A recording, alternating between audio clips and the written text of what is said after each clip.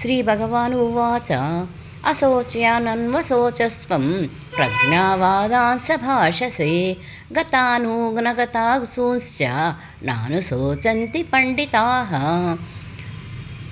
శ్రీకృష్ణ భగవానుడు పలికెను, పాండిత్యముతో కూడిన మాటలు పలుకుతూనే నీవు దుఃఖింపదగని విషయము గురించి దుఃఖిస్తున్నావు. వివేకవంతులు జీవించి ఉన్న వారి గురించి గాని మరణించిన వారి గురించి గాని దుఃఖించరు.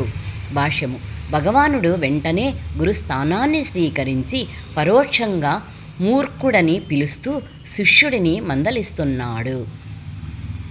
నీవు పండితునిలాగా మాట్లాడుతున్నావు, కానీ పండితుడైన వాడు అంటే దేహమంటే ఏమిటో ఆత్మ అంటే ఏమిటో తెలిసినవాడు దేహము ప్రాణంతో ఉన్న స్థితికి కానీ మరణించిన స్థితికి కానీ ఏ స్థితి కొరకు దుఃఖించడని తెలుసుకోవడం లేదు అని భగవానుడు పలుకుతున్నాడు.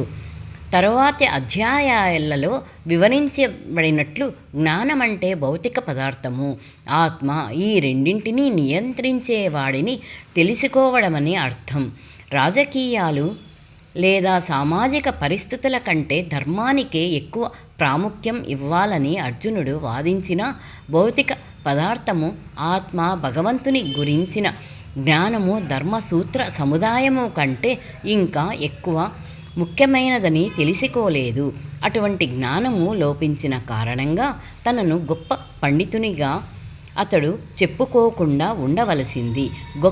గొప్ప పండితుడు కాకపోవడం వలననే అతడు దుఃఖింపదగని విషయము గురించి దుఃఖిస్తున్నాడు. దేహము పుట్టి ఇవాళ రేపో నశించిపోతుంది కనుక అది ఆత్మ ఎంతగా ముఖ్యమైనది కాదు. ఇది తెలిసిన వాడే నిజంగా పండితుడు. భౌతిక దేహస్థితి ఎట్లా ఉన్నప్పటికీ అది అతనికి దుఃఖ కారణము కాదు.